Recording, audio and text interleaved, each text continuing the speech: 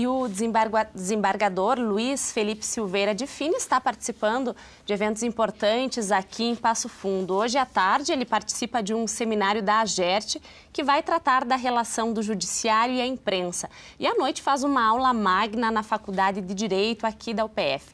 Os dois eventos, então, aqui na universidade. Obrigada por estar aqui na UPF TV, por aceitar o nosso convite. O prazer é meu, Kelly, de falar para ti e para os telespectadores da UPF TV.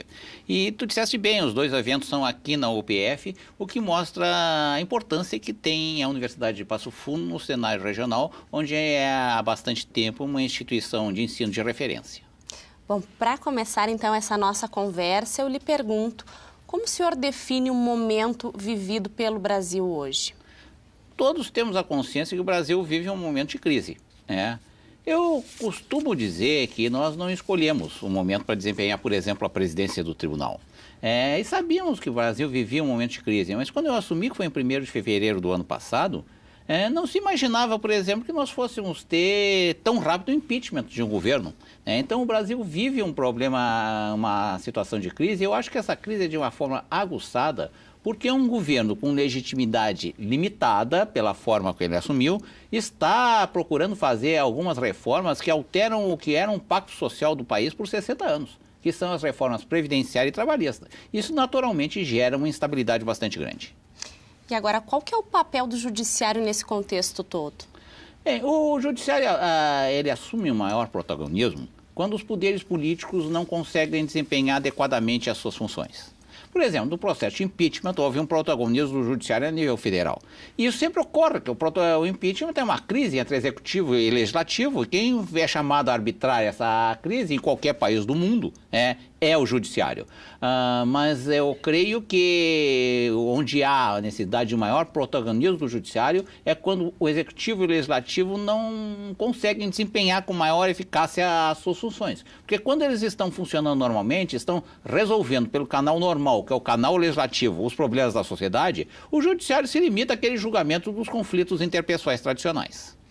Agora, as reformas que o governo está propondo, trabalhista e previdenciária, na sua opinião, elas estão no caminho correto?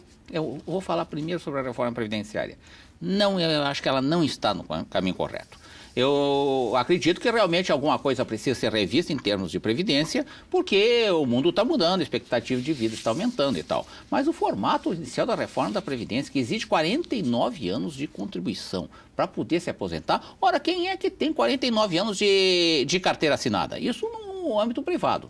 Também o fato da reforma da Previdência deixar de fora algumas categorias, como por exemplo os militares, e incluir as outras, gera uma ideia de que alguém está contribuindo menos para a superação das dificuldades. E com relação aos servidores públicos, já se falou N situações, mas acho que o maior problema é a regra de transição. Porque todos que entram na regra de transição, para se aposentar com integralidade, precisam ter 65 anos se homem ou 62 se mulher.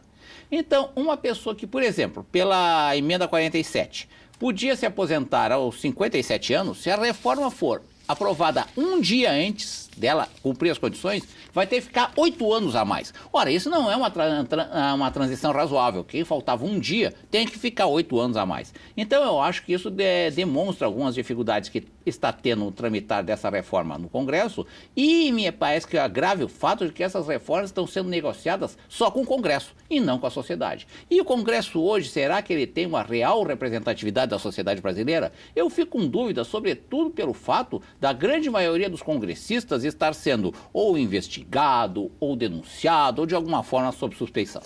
Doutor Luiz Felipe, dentre os projetos que tramitam no Congresso está o de ajuste fiscal dos estados.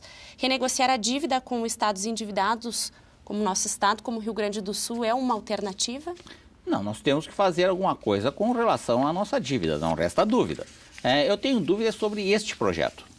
Este projeto eu tenho receio, ou quase certeza, de que ele vai ser um alívio a curto prazo, vai ser sim, mas o preço disso vai ser nós aumentarmos a nossa dívida, aumentarmos o prazo dela e criarmos um débito ainda maior para o Estado a médio e a longo prazo. Eu tenho a convicção de que esse movimento, que é capitaneado pela Assembleia Legislativa, de revisão da Lei Candir, é muito importante.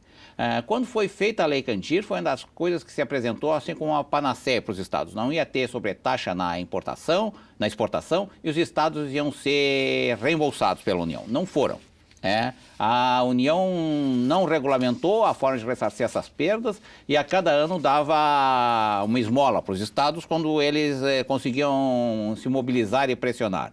E agora o Supremo Tribunal Federal determinou que a matéria seja regulamentada em um ano pelo Congresso e, se não o fizer, que o Tribunal de Contas da União faça a repartição dos valores entre os estados. Eu creio que seria importante o Estado, capitaneado pelo seu governador, que é a liderança no âmbito regional, realmente se unificar, se unir, dar um exemplo de unidade e reclamar esse ressarcimento que nós temos direito. E se esse ressarcimento, na pior das hipóteses, for daqui para frente, ele equivale ao valor da nossa dívida. Então, uma coisa com a outra se compensa. Eu tenho receio de um projeto que dá contrapartidas muito sérias e que só dá uma dilação no pagamento da dívida. Claro, vai dar 3 anos de certo alívio, mas a médio e a longo prazo a dívida vai aumentar.